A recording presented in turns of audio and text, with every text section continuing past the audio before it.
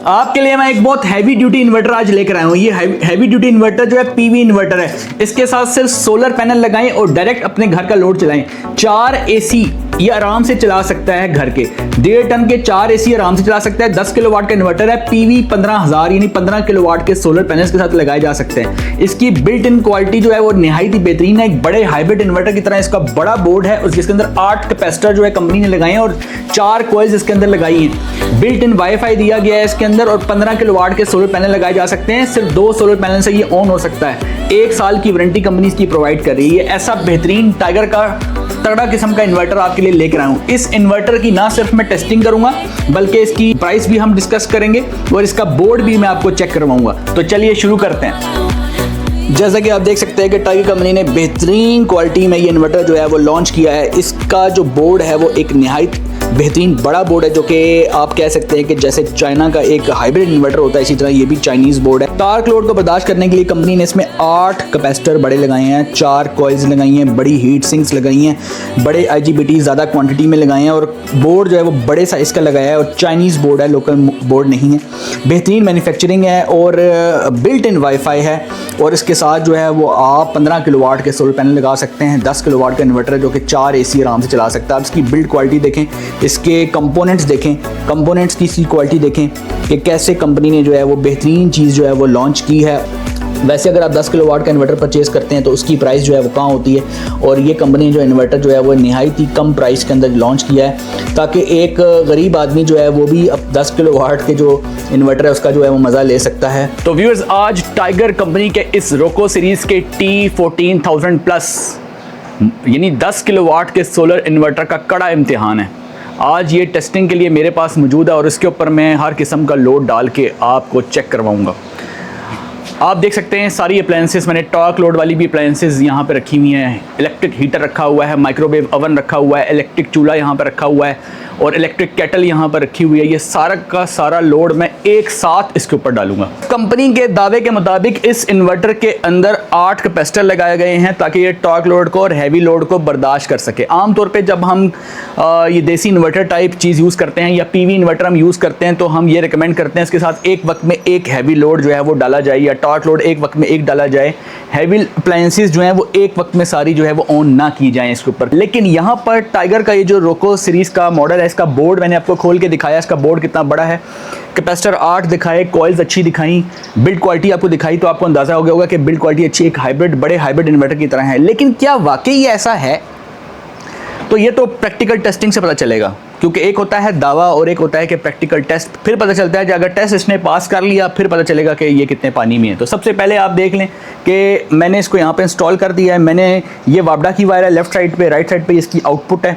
Output के साथ मैंने ये आउटपुट मैंने जहाँ पे ये S लिखा नज़र आ रहा होगा यहाँ पे मैंने आउटपुट दी हुई है। ये एनालाइज़र है, यहाँ पे वाट, एम्पेयर, वोल्टेज सारा कुछ यहाँ नज़र आएगा आपको। कितने एम्पेयर ये सोलर से बन रहे हैं वो आपको यहाँ नज़र आएंगे, वोल्टेज यहाँ नज़र आएंगे। और वापडा वाला ब्रेकर ये मोस्ट लेफ्ट साइड पे आपको उस साइड पे ये वापडा वाला ब्रेकर है। यहाँ ये बटन है, ये कंट्रोल मेरे हाथ में। जब वापडा देनी होगी मैं दे दूंगा, जब नहीं देनी होगी मैं नहीं दूंगा यहाँ से। ठीक है, आपके सामने टेस्टिंग करूँगा। अप्लायंसेस मैंने यहाँ पर हैवी रख दिए हैं। क्लैम मीटर भी मैंने लगा दिया है। क्लैम मीटर में हर जगह लगा के आपको दिखा सकता हूँ।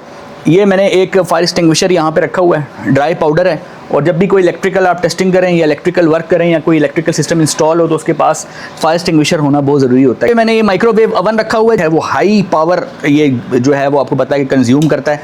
Electric kettle high power consume करती है। इलेक्ट्रिक हीटर भी मैंने नीचे रखा हुआ, वो भी हाई पावर कंज्यूम करता है। और फिर टॉर्क लोड के लिए मैंने जो है यहाँ पर ये एक कूलर जो है वो भी अच्छे साइज़ का रखा हुआ है।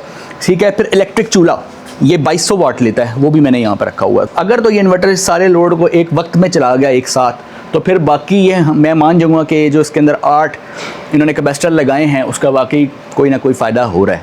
लेकिन अगर 1 से 2 अप्लायंसेस के बाद ये इन्वर्टर ट्रिप हो गया या फिर इसने कोई गड़बड़ करना शुरू कर दी तो फिर हमारे कागज़ में ये इन्वर्टर फेल हो जाएगा। तो सबसे पहले जी हम इसकी टेस्टिंग स्टार्ट करते हैं। अभी ये इन्वर्टर बंद है, ठीक है। एक एक चीज़ मैं आपके सामने करूँगा, ठीक है, ताकि आपको क्लियर हो जाए कि ये टेस्ट जो है वो बिल्कुल ऑनेस्ट है। लेकिन दूसरा इन्वर्टर यहाँ पे इंस्टॉल हुआ है तो अभी PV जो है यानी कि पैनल्स का रुख मैंने इधर किया हुआ है। तो सबसे पहले जी मैं इस इन्वर्टर को PV दूंगा। ये जी PV मैंने ऑन कर दी है जी।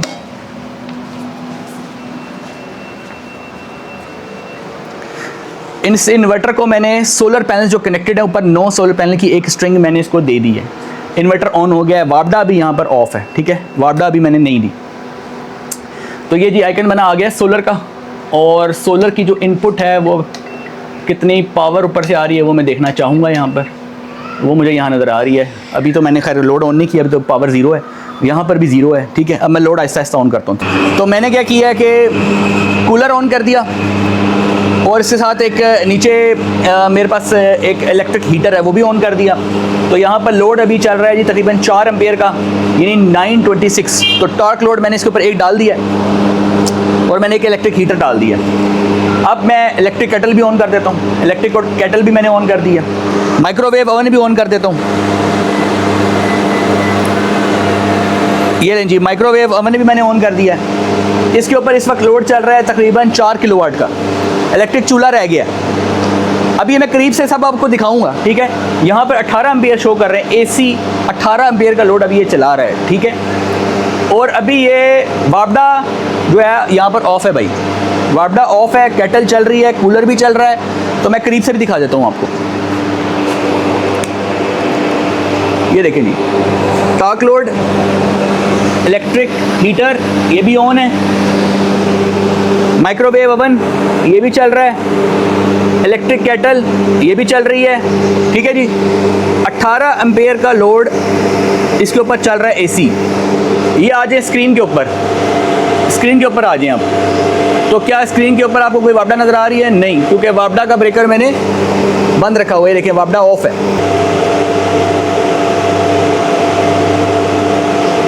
सिर्फ सोलर पे चल रहा है 4.25 किलोवाट का लोड, ठीक है जी, ओके। अभी चूल्हा मैंने ऑन की, इलेक्ट्रिक चूल्हा भी मैंने ऑन नहीं किया। इलेक्ट्रिक चूल्हे की नोब मेरे पास है, मैं यहाँ से वाट एडजस्ट कर सकता हूँ, लेकिन मैं इसको पूरे 2200 वाट पे चलाऊँगा। लेकिन मुझे पता है कि मेरे पास पैनल कितने लगे हुए, कितना लोड चलेगा। तो मैंने आपके सामने जो है ये केटल जो है देखें वाटर बॉयल हो गया, वाटर बॉयल हो गया, ठीक है जी, ठीक है। अब इसकी ग्रिड शेयरिंग भी टेस्ट करते हैं, ग्रिड शेयरिंग भी टेस्ट करते हैं। ये जी वापडा ऑन कर दी है, जैसे ही वापडा मैंने ऑन किया यहाँ पे देखें आइकन ब्लिंक होने लग गया। इसका वेट करते हैं, ये देखें जी, ठीक है, ग्रिड शेयरिंग भी ऑन हो गई है। इलेक्ट्रिक चूल्हे को भी हम ऑन करते हैं जी, ये 2200 वाट पे चल रहा है, पूरा 2200 वाट मैंने डाल दिया इसके ऊपर। माइक्रोवेव भी ऑन है, ये भी ऑन है, इलेक्ट्रिक हीटर भी ऑन है। केटल इसलिए ट्रिप हो गया कि पानी उबल गया है। इस वक्त 19 एम्पेयर का लोड इसके ऊपर चल रहा है, ठीक है। और यहाँ पर 19 एम्पेयर का चल रहा है, जिसमें से 5 एम्पेयर ये वापडा से भी ले रहा है, ठीक है, क्योंकि सोलर एयर रेडियंस एक जैसी नहीं है, चेंज हो रही है। तो वापडा से भी ये कुछ ना कुछ ले रहा है, ठीक है जी। लेकिन ज़्यादातर लोड ये सोलर से चला रहा है, राइट। ग्रिड शेयरिंग इसकी काम कर रही है, इसका मतलब है। अब इलेक्ट्रिक केटल जो है इसको भी मैंने ऑन करना है, मैं पानी चेंज करूँगा इसका। तो ये देखें जी अभी मैंने केटल भी ऑन कर दी है, ठीक है, नया पानी मैंने डाल दिया, केटल ऑन कर दी है। इस वक्त ये देखें 5.5 किलोवाट का लोड है इसके ऊपर, ये देखें 24 एम्पेयर, ठीक है। और केटल को बंद करते हैं, ठीक है, फिर दोबारा ऑन करते हैं इसको, ठीक है। सारा लोड ऑन है, 2200 वाट पे ये चल रहा है। माइक्रोवेव भी चल रहा है, टॉर्क लोड भी चल रहा है, इलेक्ट्रिक हीटर भी चल रहा है, इलेक्ट्रिक केटल भी चल रही है। तो तकरीबन 6 किलोवाट का लोड मैंने इसके ऊपर डाल दिया। और यहाँ पे अगर लोड की आप परसेंटेज देखेंगे, हाँ, इन्वर्टर आपको बता रहा है कि 40 से 50% लोड जो अभी मैं चला रहा हूँ, ठीक है। इन्वर्टर आपको ये बता रहा है कि मैं 40 से 50% लोड जो है चला रहा हूँ। इसका मतलब ये हुआ कि ये 10 किलोवाट का लोड पूरा चलाएगा, ठीक है। क्योंकि अगर मैंने इसके ऊपर अभी 6 किलोवाट डाला और ये 40 से 50% या 60% बता रहा है, इसका मतलब है 40 से 50 ये और चला सकता है, 40 to 50% लोड ये और चला सकता है। तो व्यूअर्स आपने ये टेस्ट देखा, इस वक्त ये 6 से 6.5 किलोवाट का लोड आपके सामने मैंने इसके ऊपर डाला हुआ है। माइक्रोवेव का टाइमर मैंने लंबा लगाया हुआ चल रहा है। इलेक्ट्रिक केटल पानी उबल गया है, बंद हो गई है, ट्रिप हो गई है।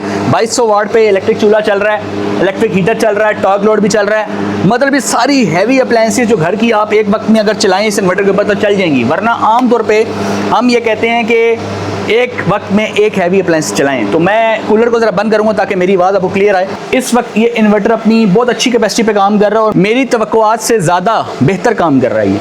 कि मैंने ये सोचा था कि अगर मैं इसके ऊपर एक वक्त में सारी अप्लायंसेस डालूंगा तो ये ट्रिप हो जाएगा, लेकिन ये जब मैंने इसको बगैर वापडा के चलाया तब भी ये चला और विद वापडा चलाया तब भी इसने लोड शेयरिंग भी की। तो वापडा में जी यहाँ से मैं इस वक्त 3.5 किलोवाट का लोड चल रहा है। वापडा मैं यहाँ से बंद कर देता हूँ, ये लें वापडा मैंने बंद कर दिया है। वो जो 3 किलोवाट का लोड चल रहा था वो अभी भी चल रहा है, ठीक है। ये माइक्रोवेव है, टाइमर अभी भी चल रहा है, ये इलेक्ट्रिक हीटर है अभी भी चल रहा है, ठीक है। ये इससे ट्रिप हो गया कि ये पानी बॉयल हो गया है। इलेक्ट्रिक हीटर भी चल रहा है, कूलर मैंने खुद बंद किया ताकि मेरी आवाज़ आप तक पहुँचे। तो यहाँ पर जो वाट आ रहे हैं 3 किलोवाट 3 इशारिया यानी कि तकरीबन 3100 वाट तक का लोड इसके ऊपर अभी डाला हुआ है मैंने, और वापडा मैंने बंद की हुई है, ठीक है जी। तो अब आप देख लें कि सारी अप्लायंसेस को एक वक्त में ये टैकल कर सकता है। तो इसके अंदर जो कंपनी ने 8 कैपेसिटर डाले हैं और जो कॉइल्स डाली हैं वो वाकई काम कर रही हैं, ये मानने वाली बात है। क्योंकि अगर कोई और होता इन्वर्टर और उसके ऊपर अगर मैं इतना लोड एक साथ इसके ऊपर डालता तो मेरा नहीं ख्याल कि वो प्रॉपरली जिस तरह इसने स्मूथली चलाया है इस तरह ही चला, क्योंकि ये इन्वर्टर इस वक्त ऐसे काम कर रहे हैं जैसे एक हाइब्रिड इन्वर्टर काम करता है। हाइब्रिड इन्वर्टर की बिल्कुल एफिशिएंसी ऐसी ही होती है जैसे इस इन्वर्टर के भी देखने में आई है। तो मेरे हिसाब से अभी तक मैंने जितने भी पीवी इन्वर्टर टेस्ट किए हैं उन सब का किंग मैं इस इन्वर्टर को कहूँगा। उन सब में से बेहतर परफॉर्मेंस इस इन्वर्टर की है। अब बात कर लेते हैं जी प्राइस की। अब इस इन्वर्टर की जो प्राइस है वो है 78,000 78,000। अगर आप में से किसी ने ये इन्वर्टर बाय करना हो तो टाइगर सोलर एनर्जी से आप इस दिए गए नंबर के ऊपर रब्ता कर सकते हैं। तो आई होप कि व्यूअर्स ये वीडियो आपके लिए बहुत इन्फॉर्मेटिव साबित हुई होगी। आपको ये वीडियो देख के, टेस्टिंग देख के बहुत मज़ा आया होगा और फ्यूचर में आप इसी टाइप की टेस्टिंग बेहतरीन अंदाज में रियल टेस्टिंग आप देखेंगे। और ये सारा जो टेस्टिंग का सेटअप है ये बनाया इस वजह से ताकि ऑनेस्ट रिव्यू और टेस्टिंग जो है वो आप तक पहुंच सके। तो आई होप के व्यूअर्स ये वीडियो आपके लिए इन्फॉर्मेटिव साबित हुई होगी। अगर आप चैनल पे नए हैं तो चैनल को जरूर सब्सक्राइब करें, वीडियो को दूसरों के साथ ज़्यादा से ज़्यादा शेयर करें ताकि एक आम आदमी तक भी ये सारी नॉलेज पहुँच सके। मिलते हैं नेक्स्ट वीडियो में, तब तक के लिए अल्लाह हाफ़िज़।